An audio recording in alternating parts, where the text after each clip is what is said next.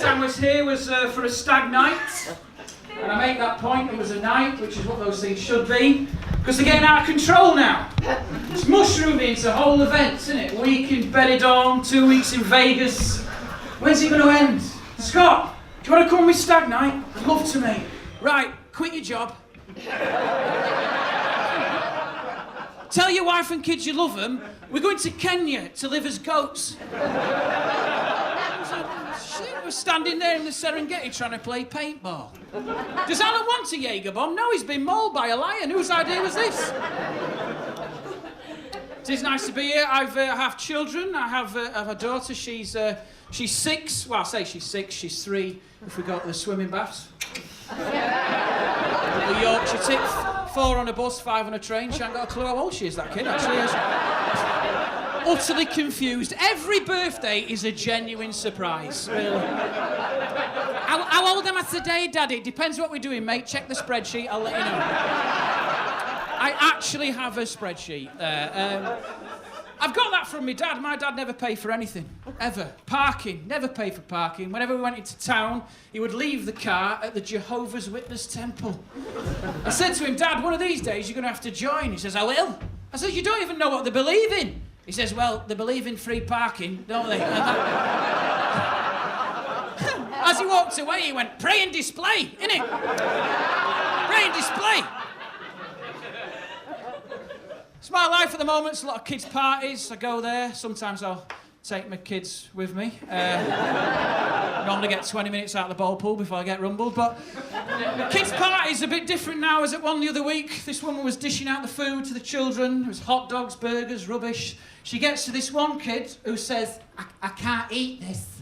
I'm a vegan. And the woman dishing out the food got right down into her face like that. And she went, no, you're not. You're 6. And just threw a nugget at her. Just dismissed. There's your principles. Eat. It's amazing. But this is the modern world now we're living in. Like my daughter's birthday party recently, there was 2 vegetarians, there was a vegan, someone who was wheat intolerant, and a celiac. Yeah, I booked the party next year at Holland and Barrett. It's just easier, isn't it? We're going to play Pass the Kale, give out some hemp party bags. It'll be amazing. I've also had another baby. She's 6 months old. Does nothing. Don't worry, mate. It's useless. No interaction.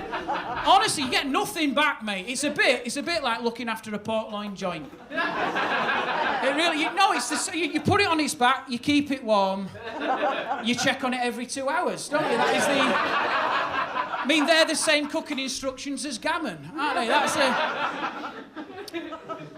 You know, when you're trying for a baby, that's one of the least romantic periods of your life. Do you know that? I knew when my wife was ovulating because she'd start to like me again. That's how transparent that is. And it took us about 3 months to conceive, right? And after 3 months, no matter how much you love each other, the sex act was completely silent. Eerie. Just 2 people, 2 miserable people, just working on a project. So just banging away with absolutely no enthusiasm. And mentally you drift off, you've gone. You're not even in the room, right? I remember looking down thinking, I'm gonna have a bowl of cereal after this. Yeah, I'll get this out of the way, I'll be having them Coco Pops. Thinking about it, I should have just balanced a bowl on her belly so I could keep digging in. I even once said to her out loud as I was going, I said, have we got any of that quiche in the fridge? Yeah, that broccoli and Stilton, it was behind the Eccles. You've what? You've thrown it out? It's a massive quiche, there's people starving. Do you know what? I'm too angry, I can't finish. I can't get over. I can't make children with someone with such a cavalier attitude to leftovers. I just can't do it. I'm sorry. If you watch the birth of a baby, it's remarkable. I mean, my second kid came out quick. It came out like it was a deluge, that baby. There was a noise like that. Like a pygmy firing a blow dart, right? If it hadn't been for the umbilical cord, we'd have never found it again. I'm convinced. But I'm 38, I've got 2 kids now, and I've reached that point in my life where I've just started hiding from my own family. I think that happens to every man, actually. I don't know when this kicked in. The other day I told my wife I was going to put the bin out, and I just went and stood behind the shed for 45 minutes. That was it. It was like a little holiday. I just next to the water butt like that, which I now fill with cans of lager. That's just... And what else I do as well is I take the baby monitor with me so I can hear her struggling with both kids. That's the real... That's like a night out. That's the soundtrack for that. There's nothing better. I wish Daddy would help. Me too. I'm on my way. Oh, the other night, but the thing is, this is the thing, right? She knows where I am, and she's got the baby monitor now. So she started talking to me on it. And it's a little bit sinister. The other night I was round the back of the shed. We've got a lovely little buffet laid out on top of the brown bin. Beautiful, right? I'm laughing because this is exactly what I did, right? And I just did this voice like that. We all know where you are. Is this how you want to live your life, love? Missing precious memories with your children to stand behind an outbuilding. It's like being heckled by your own conscience, that, isn't it? Really unnerving.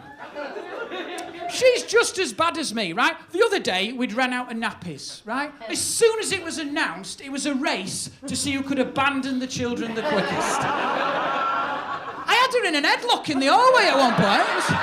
It was like prison rules. Eye gouging. It was like UFC. Just gouge. At one point, right, I grabbed my car keys. I'm getting my car. She grabbed my wallet, right, and she went, aha! You're not going anywhere without this. I said, I don't care. I'll steal them. I will get a record for 20 minutes away from these pricks, right? That's how committed I am. And I ran down the driveway. I still had my slippers on, right? And I got to the car, and she opened the letterbox like that, and she shouted through, "Don't be too long, love." And I'm not saying I enjoyed that week away, but she threw out that quiche. It's 1-1. It's 1-1. I make mistakes as a parent. I'll tell you this before I go. I made a mistake the other week. I love taking my kids swimming, but the problem is going swimming as a family is great, isn't it? Getting changed is a nightmare. It's one of the most stressful things you'll ever do as a group of people. It's like trying to take your trousers off in your airing cupboard. There's never enough. It's not normal, is it? The other week, there was me and my wife, my little girl, we're all crammed in like that. Everyone's getting angry. My wife's like this, "Get near the door. Get near the door." I said, "Love, the handle is inside me. I am the door, all right?" So humiliating, this. Whose idea was this? I could be behind my shed. At one point, my wife spun round to get a towel, smacked me across the face with a straight hit. Which, after 10 years of marriage and 2 kids, technically foreplay, that, right? You take it. You take it where you can. I'm naked from the waist down. I'm trying to get my trunks on and get out of there, right? My daughter's pulling on a swimming costume, right? As she pulls, she slips on a puddle of water. And she starts to fall backwards. Now, my fatherly instinct kicks in, and I just step across to catch her. But in doing so, and... You're right to cover your face, love. I only wish she'd have done the same, really, looking back. But... Come on, we've got to get through this as a group. I step across and strike my own child in the face with my testicles, Liverpool. Mate, don't clap, please. Don't clap, because the sound of flesh on flesh just makes me have a flashback. I'm having flashbacks with that noise. So we just stand there. Because we've crossed a line there. She even said, she went like that, she went, right. She went, oh, naughty, Daddy. It's like she knew. That made it worse, didn't it? I felt sick, Liverpool, I did. It's not a family day out when you've just teabagged your firstborn. It's just...